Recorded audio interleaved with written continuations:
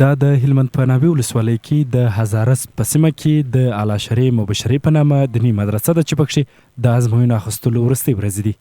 د دې مدرسې یو شمېر زده کوونکي وایي مخکې به د دیني زده کړو په موخه نورو هیوادونو ته تلل، خو اوس خوښ دي چې په خپل هیواد او ولایت کې ورته د زده کړو زمینه برابره سوې ده او دوی باور لري چې په دغو ازموینو کې به ښه نمرې خپل په نوم کړي. مخکې به طالب اعظم تلله پاکستان ته یا نورو هیوادو ته، هغه ستړیا وه، ډېره ستړیا وه تېره سوله. اوس انشاءالله العزیز ډېره هوسایي ده او په خپل کور کې مې علم راته رسېږي. ډېر خوښ یو، ډېر خوشحاله یو.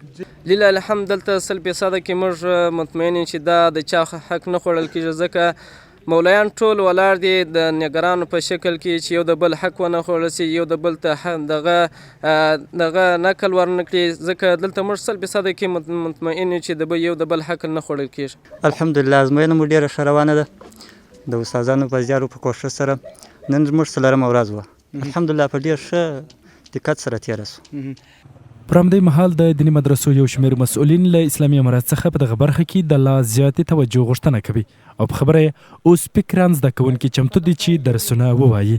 د امارات څخه مو خاص غوښتنه دا ده لکه څنګه چې دوی زموږ رهبري دا اوس هم کړې ده، هم یې کوي، نو موږ دا غوښتنه لرو چې دا مدارس دا نور هم توجه ورته زیاته کړي. چې اوس خو د طالبانو ذهنیه قوه ډېره پر مخ ځي په داسې امتحاناتو کې، او د استادانو زیارو کوښښ تر پخوا ډېرېږي، د شاګردانو کوښښ تر پخوا ډېرېږي.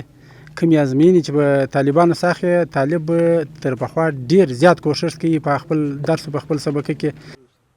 بلخو بیا د ناوې ولسوالۍ د پوهنې د برخې مسؤلین وایي دوی د یادې ولسوالۍ د دیني مدرسو او ښوونځیو څخه وخت په وخت نظارت ترسره کړی و. د مرکز څخه زموږ د ریاست او دغه رقم نور ایتان د وزارت چې راغلي، دغه د مدارسو نظارت او د مکاتبو نظارت بار کېدلی شي کوي.